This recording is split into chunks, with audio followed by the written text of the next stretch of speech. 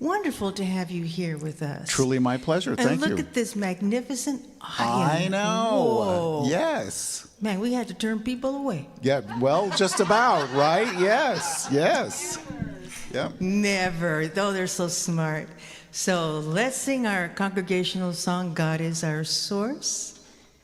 And it is showing up as soon as the jet plane gets clearance to land.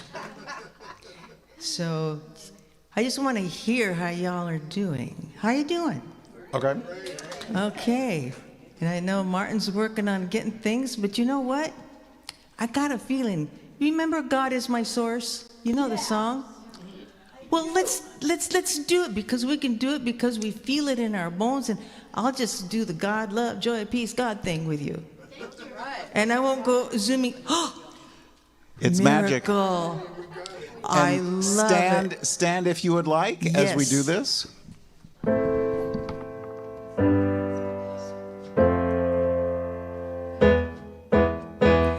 God is my source. God is my power. God gives me everything I need. So I give thanks for all my blessings. God gives me everything I need. Now love is my source. Love is my power. Love gives me everything I need. Yeah. So I give thanks for all my blessings. Love gives me everything I need. Joy is my source. Joy is my power. Joy gives me everything I need. So I give thanks for all my blessings. Joy gives me everything I need. Peace is my source. Peace is my power. Peace gives me everything I need. Yeah. So I give thanks for all my blessings. Peace gives me everything I need. Back to God. Now, God is my source. God is my power. God gives me everything I need. So I give thanks for all my blessings. God gives me everything I need. Again, God gives me everything I need. Again, God gives me everything I need. Woo!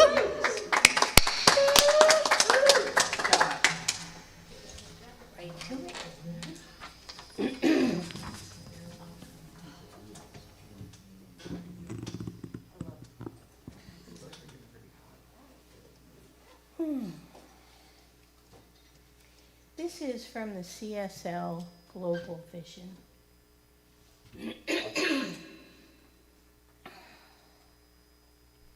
We see a world in which every and each person lives in alignment with their highest spiritual principle, emphasizing unity with God and connection with each other. A world in which individuality and collectivity are called to a higher state of consciousness and action. We envision humanity awakening to its spiritual magnificence and discovering the creative power of thought. A world where each and every person discovers their own personal power and ability to create an individual life that works within a world that works for everyone. As we enter meditation this morning, I invite you to affirm, I love and accept myself. I love and accept myself.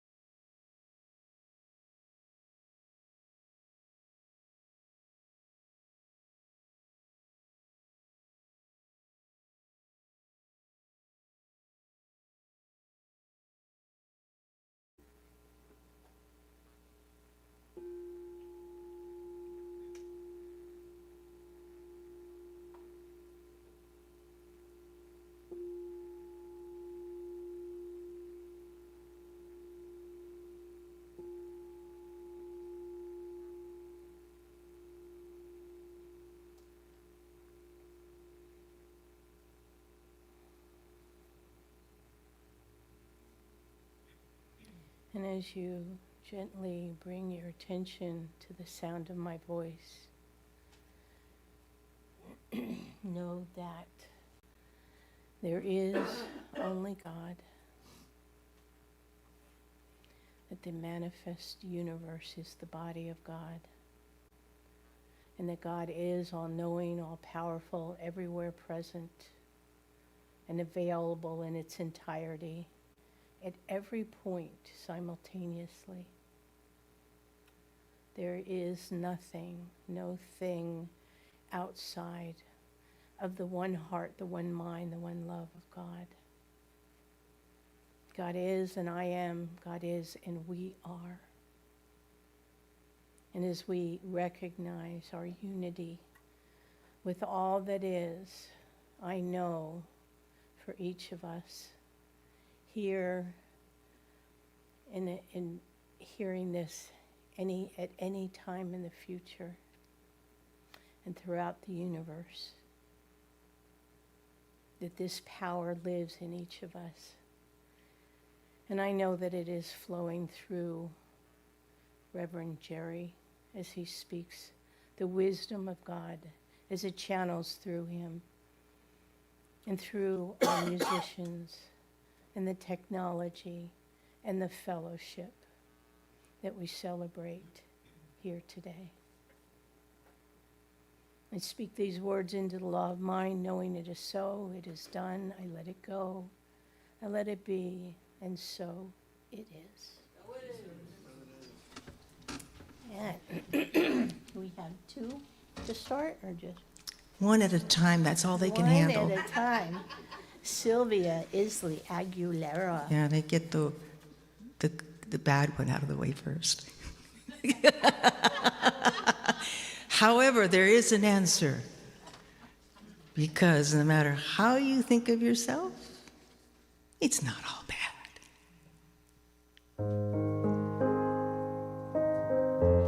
It's quite good, actually.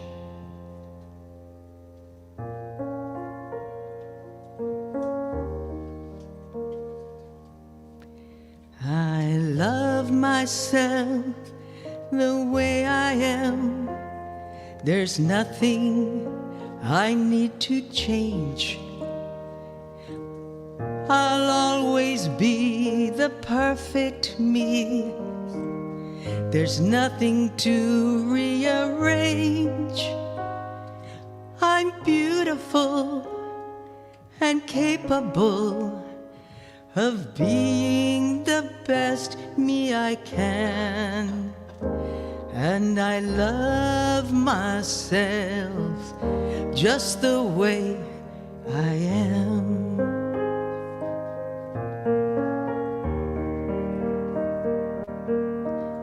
I love you the way you are. There's nothing you need to do. When I feel the love inside myself, it's easy to love you. Behind your fears, your rage and tears, I see your shining star. And I love you just the way you are.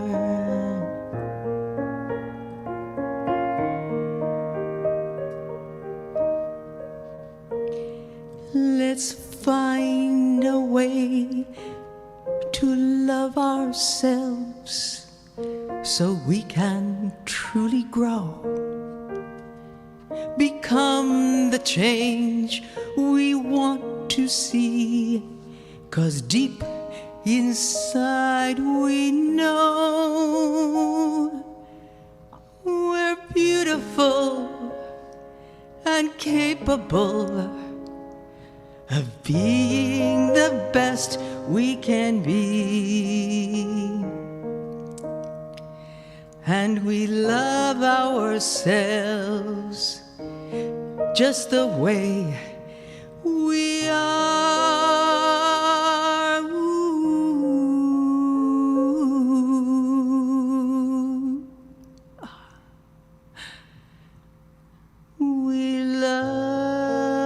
ourselves just the way we are.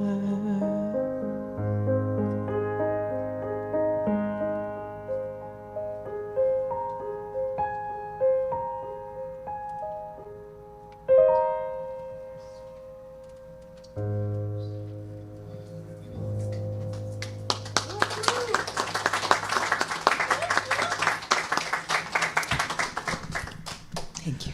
That's such a great song. It's been a while. Thank you for that. You're welcome. Very, Thank very you. nice. Thank you.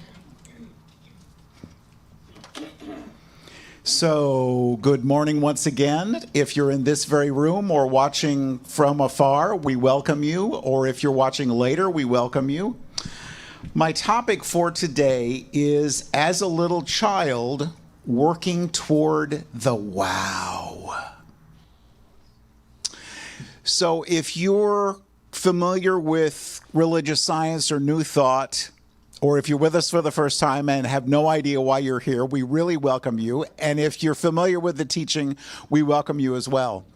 But I think you would agree with me that one of the foundations of our teaching is that this is not all there is. This right here in this moment that we see, that we feel, that we know, this is not all there is. There is always more. There's more possibility. There's more abundance. There's more healing. There's more of whatever it is that makes our hearts sing and our tails wag. And the way that we access the more is through our affirmative prayer or our spiritual mind treatment.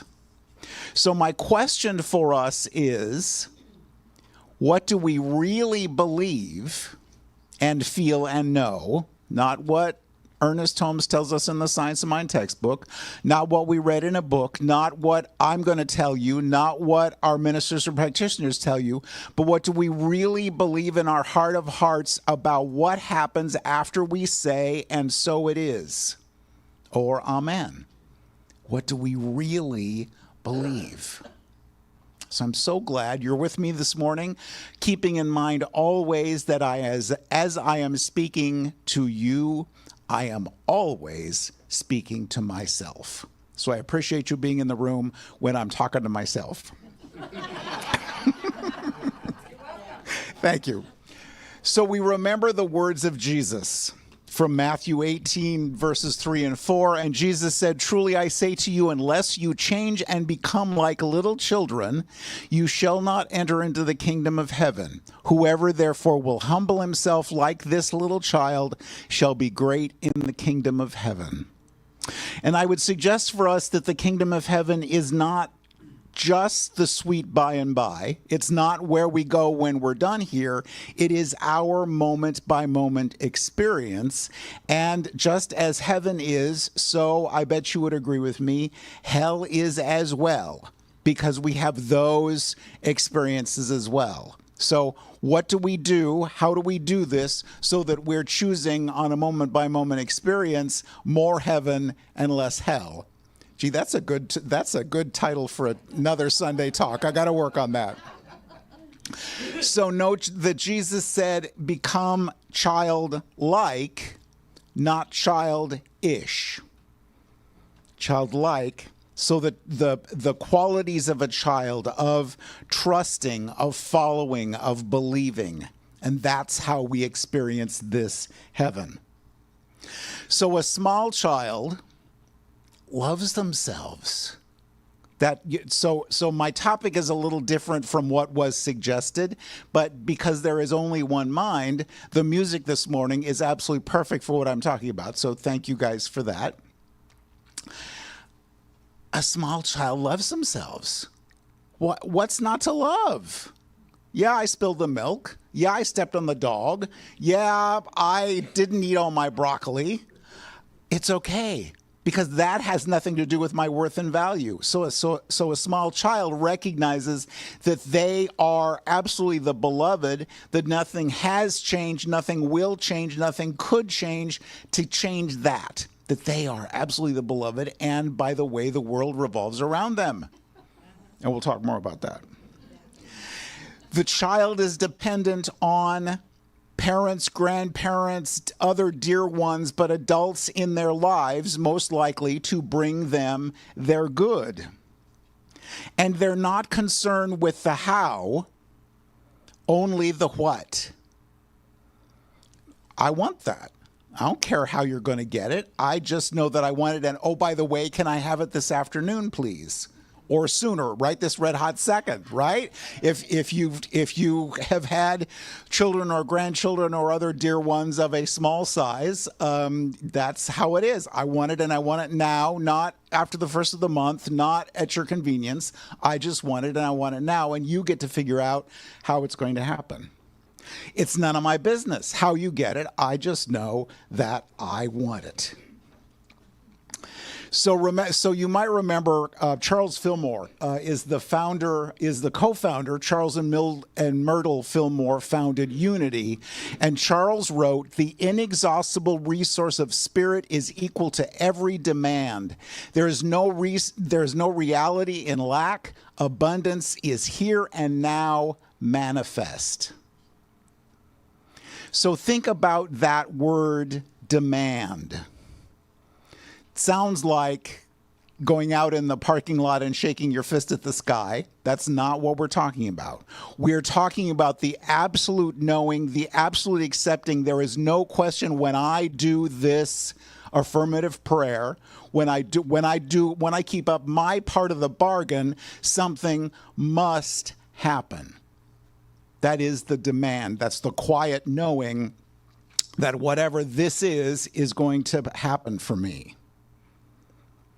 I am demanding this good, or I'm releasing this that no longer serves me. Then what? So we say, and so it is. We say, Amen. And then what? Do we get, yes, but? Nice. Yeah, that's a really, and our ego, small letters, Wayne Dyer said, and probably other people too said, that ego stands for edging God out. So, yeah, but in this economy, yeah, but at your age, yeah, but how are you going to do that? And so we get those, so often we get those thoughts, those ideas, those, but if it doesn't work, we can change to a plan B. I would invite us to consider that we're throwing water on the fire that is this power that we're tapping into when we create a plan B. And I'll talk more about that. Do we trust Spirit to do what we say we want? Or do we get into this doubt and this, I'm not sure. So believe it or not, Friday, June 20th, so a week from this Friday, is the first day of summer. Now, in some places, you know, there's a great deal of fanfare, and the angels' trumpet sounds and the heavens open when the seasons change. I lived in Boston for 2 years, and boy, when it was spring, we're like, thank you, God. In San Diego, not so much. You know, we do May gray and June gloom and then July fry. So, you know, summer arrives, and we just notice that there's less low clouds and fog and more heat in East County, and that's just the way it goes. But during spring, if we planted something in our gardens, do we then go out the next day and dig it up to see if it's sprouted yet?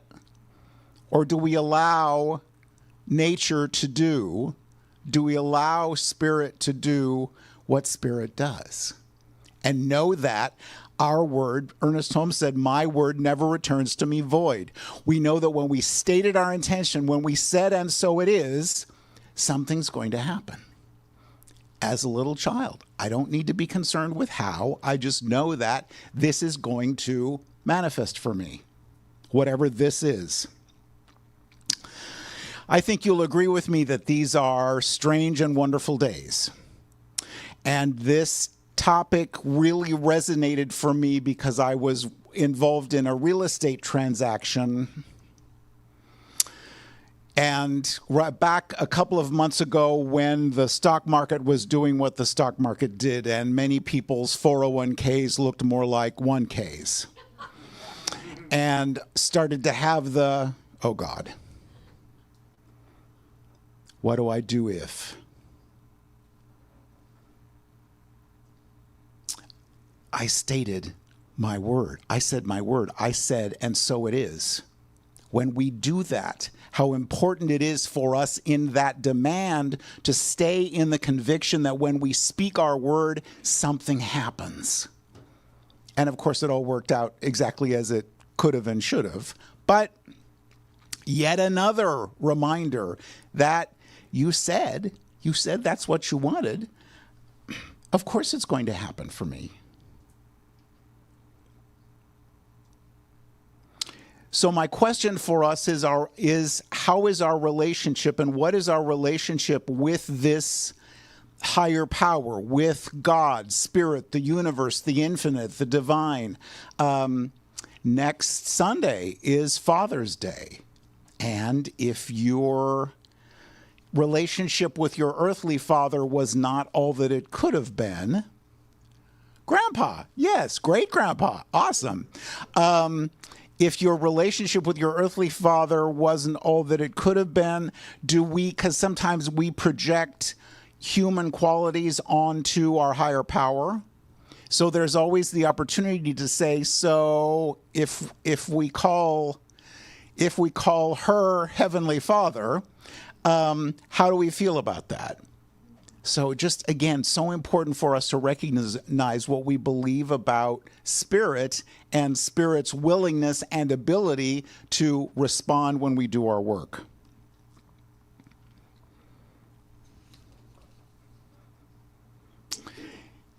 If you come from a traditional Christianity, that song that Sylvia sang earlier might have just been made just the slightest bit uncomfortable, because traditional Christianity, and I grew up in the Missouri Synod Lutheran Church, and we were just up to our necks in original sin and guilt and shame and all the rest of that. And now, some number of years later, how important it is for us to check back in and see, do we have any residue from that old stuff? Using a purely spiritual term, stuff. Because if we do, we might have the thought that, well, this is all well and good, and this is really what I want, but do I deserve it? Of course you do. There is nothing. There is nothing that has happened, could happen, ever will happen to keep you from that deservedness, because Jesus said it's done unto as you believe. Not as long as you've eaten your vegetables, not as long as anything else. Period. So what do we believe about that? Not an issue for little children. I don't care. Yeah, again, like I talked about earlier. Yeah, I spilled my milk. Yeah, I stepped on the dog. Yeah, whatever. But I want this as a little child. So one of the great, Ernest Holmes wrote many books, and one of the greatest to me is one of the first ones that I read. I'm not sure if it's still the title, but the original title was This Thing Called You. And he talks in English. Isn't it great? Because we can go down, and with all love and respect to the great New Thought writers of the centuries, but sometimes your eyes start to roll back in your head. They said, what? I need English. I need something that I can understand. And so in This Thing Called You, and if you don't have it in your library, I invite you to consider getting it. Ernest Holmes writes about this experience of spirit. And he talks about the story of the feeding of the 5,000. And remember, Jesus was there. 5,000 people were there. A little boy came up to him with a couple of loaves of bread and a couple of fishes, I think. Is fish plural? I got to look that up. Fish is plural. Okay, so I see it's a couple of sea creatures and some bread. Fishies, yes, all right. And the disciples are like, well, that's nice. Maybe we could each have a bite apiece, but what are you going to do for the rest of these people? And there was more than enough to go around with leftovers. And I love this quote from the book. Nothing has happened to reality since that little boy brought the loaves and fishes to Jesus. God has not changed. Nature has not changed. Law has not changed. Truth has not changed. Perhaps that little boy is still standing there with outstretched hands and glistening eyes. Perhaps you are that boy. The man is there also, the man of divine wisdom, the God-intended man. Let the little boy hand the few loaves and fishes to this divine man within you, while the intellect gives thanks and the spirit performs its miracle of love. So again, my question is, how are we? Are we okay? Are we breathing? Are we sleeping? Are we okay? Or are we hanging on for dear life until things start to calm down? Can we and do we recognize that it's all out there and within us in this moment? We are loved, we are provided for, we are nurtured, and all is well. A good question for us. How often do we create our goals and plans? And so this is almost halfway through the year. What are we going to do? What are we doing the rest of the year? How often do we create our plans and our goals and our dreams based on what we can figure out how to do versus I just really want to, and you get to fill in the blank. And then allow Spirit to do what Spirit does and create whatever that experience is for us. Or I'm just sick to death of this and I would like to release it. Sometimes we don't know how, but we can ask and be guided in how to do whatever it is to release that no longer serves us. When we become as a little child, we don't get involved in what we know. Have you ever done that, I just really want to, whatever it is. Don't know how it's going to happen. Don't know where it's going to come from. Don't know how to do it. But I just know that somehow, some way, because this really makes my tail wag, there is a way for this to happen, and then allow Spirit to do what Spirit does. And then look back and say, oh, crap, I'm giving away the rest of the talk. Then look back and say, wow. Stay tuned for the wow. Stay tuned for the wow. Again, as a little child, this is what I want. I don't know how it's going to happen. I don't know what I need to do to make it happen. But then I state my intention. I say, and so it is. And then I listen for the guidance that I get. And as it's maybe not manifesting, as it's not happening for us as quickly as we would have wanted, ask, what do I believe about this? And quoting Edwin Gaines, what must I change about myself in order to receive this?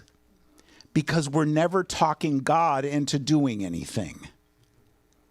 We're just allowing whatever it is to happen for us. So we look at this and we decide, and this is really what I want, and so it is. And we might have a list, but do we assign an order of difficulty to those things on our list? And I love this quote. Whoops, not there yet. This quote from Course in Miracles, which I love and adore. There is no order of difficulty in miracles. So what that means is it's Tuesday, 2 o'clock in the afternoon, I can get a parking place at Costco without any problem.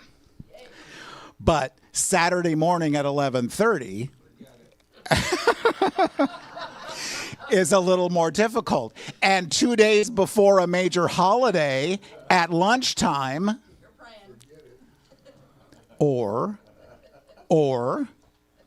do we recognize there's no order of difficulty in miracles, and whatever that is, if we stay grounded in that truth and that knowing and not get involved in the yes buts, then whatever that is will manifest for us. So during this experience I had with this real estate transaction, I was lovingly and gently reminded. Now, I hear voices, and so do you. And that sounds funny, but I would suggest that the voice that we hear that is loving and nurturing and suggesting a new way of looking at things is spirit. The voice that starts with, and if you've heard me speak before, you know that this is for me. This is starting my judgment statement. For the love of God.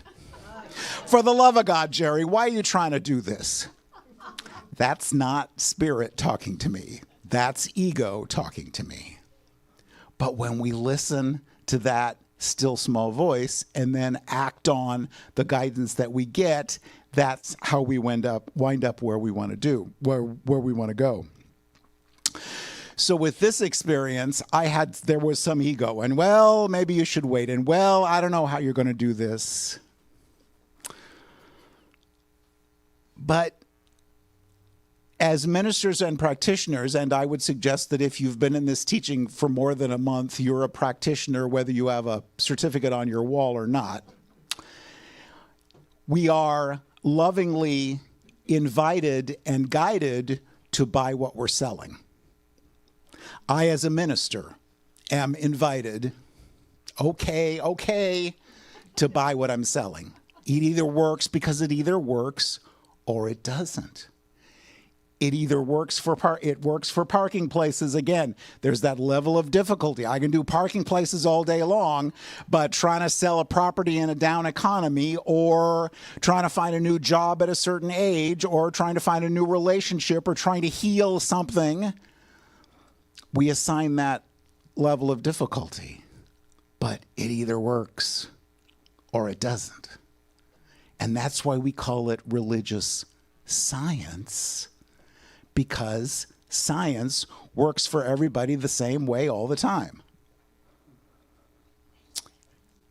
Those are my words, and I don't know if Ernie said that or not, and so I'll take credit for that. It works for us in parking places.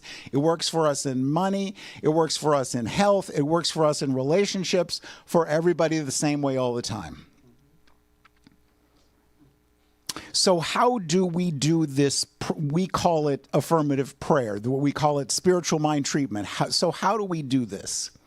As you may know, if you've been through classes, you know that there are the steps, the 7 steps. And we sit down and be comfortable in our chair or in our meditative state, and we do our spiritual mind treatment. And very often, that's perfect and that works.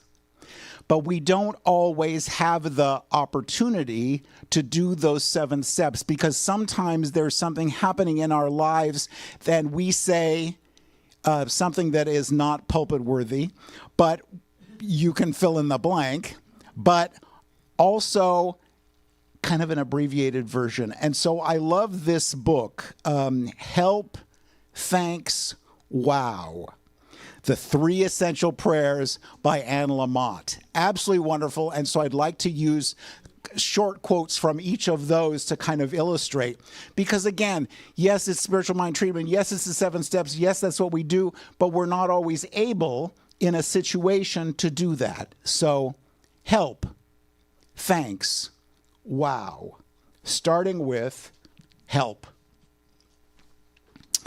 Praying help means that we ask something God, Spirit, the universe, the infinite, the divine, whatever we call it, to give us the courage to stop in our tracks right where we are and turn our fixation away from our problems.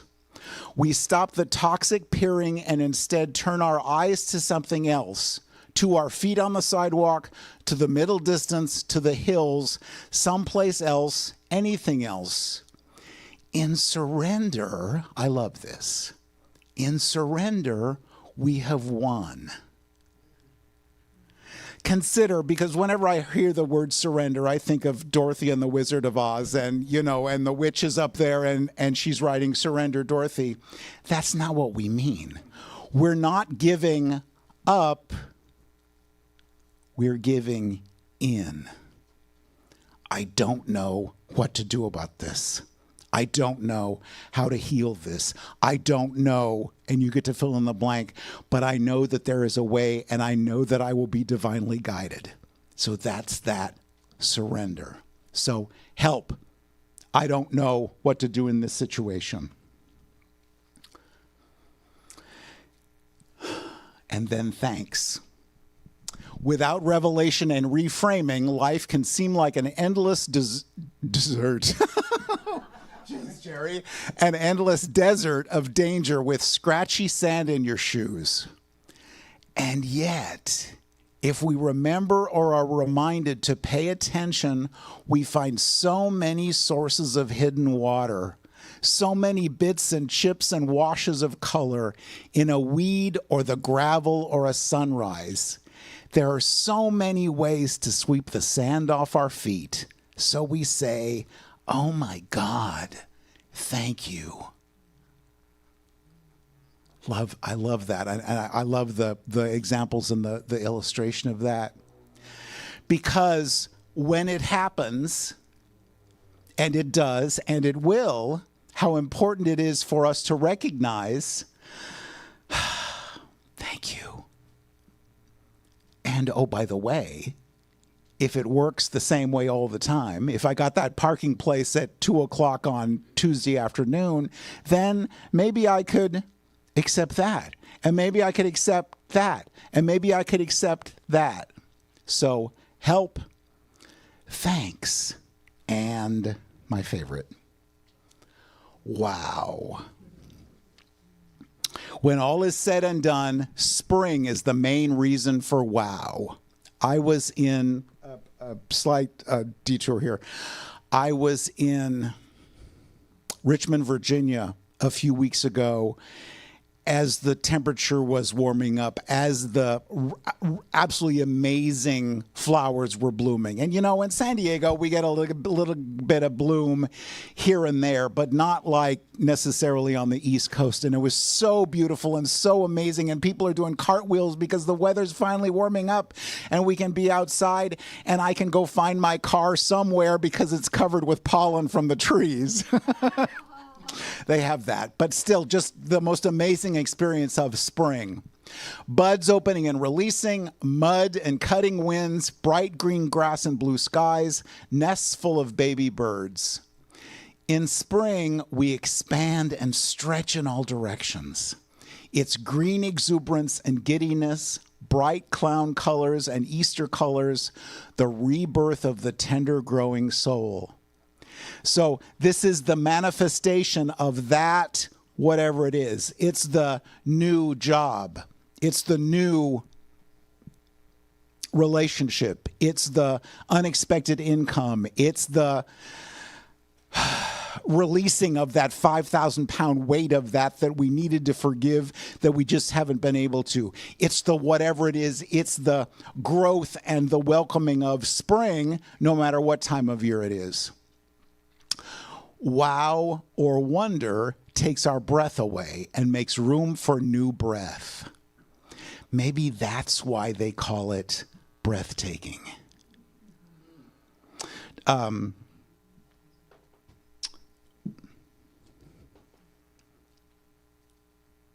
Yep, just had it there and the train of thought just derailed. Well, it'll come back to me.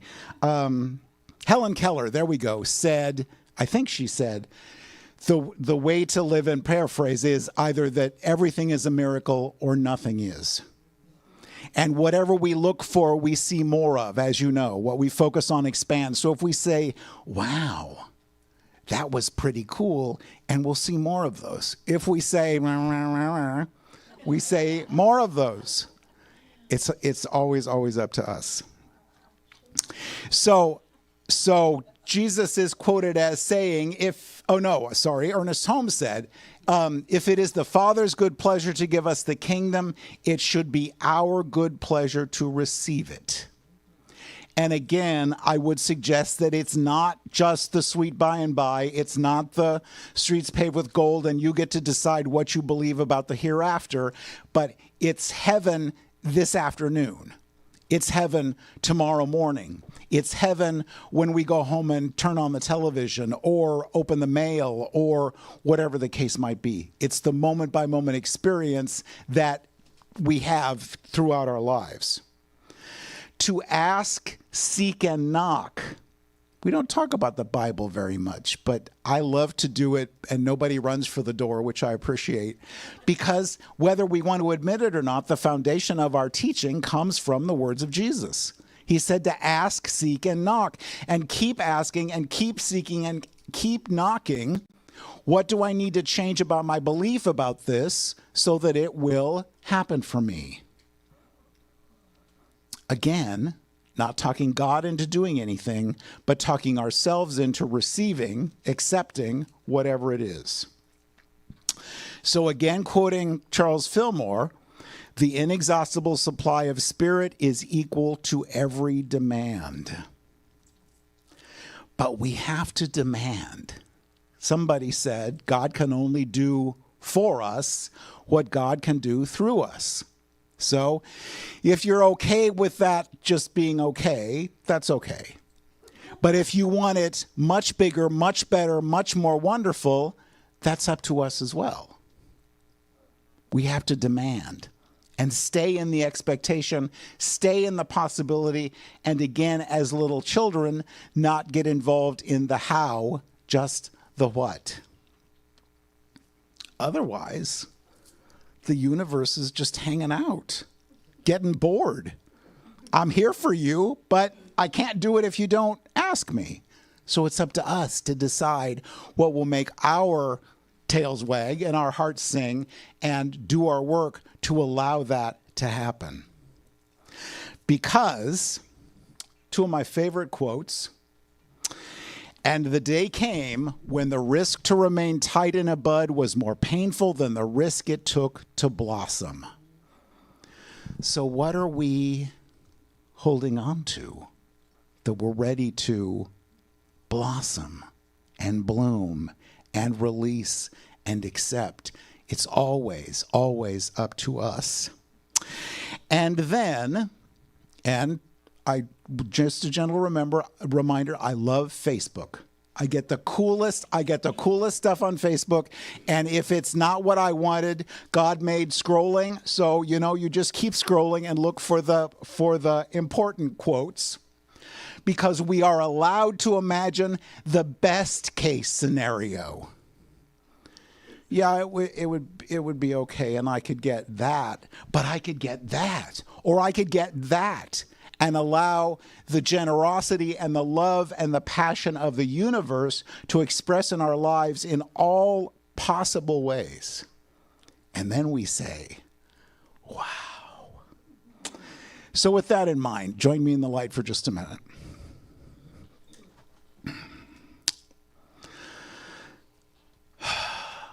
So in the peace and the quiet of this moment, we allow ourselves to be reminded of our oneness with the God presence, with one another, and with all that is.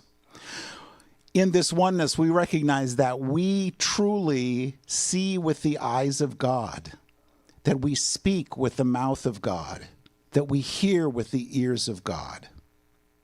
We feel with the heart of God. And so we give great thanks for this day, for the opportunity to be together, to be reminded of the truth of our being. And moving forward, we say yes. We say yes, thank you, and more, please.